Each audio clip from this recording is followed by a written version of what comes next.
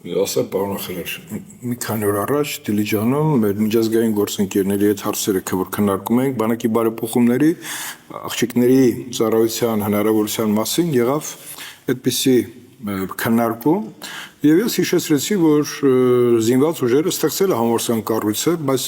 համալրվածության տեսանկյունից ցանկալի կլինի որպեսզի նա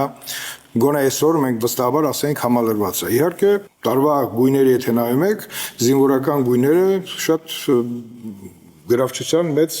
աստիճան ունեն, բոլորը տղա թե աղջիկ ուզում են այդ համազգեստները կրեն, բայց համազգեստ կրել նշանակում է լինել նաև ծառայության մեջ։ Այստեղ պետք է այդ գրավչության մասին խոսել միայն նյութականը չի,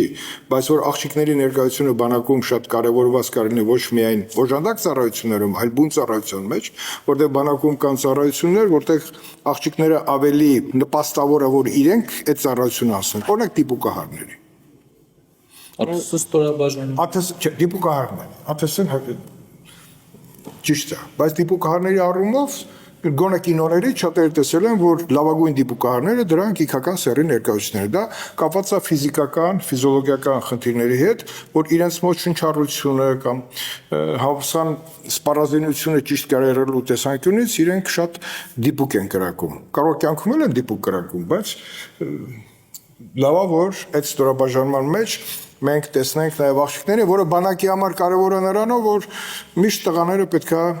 զուսպ լինեն, երբ որ իքական սեռի ներկայացուցիչները ներկայ են զինված ուժերի ծառայության ընթացքում։ Շնորհակալություն։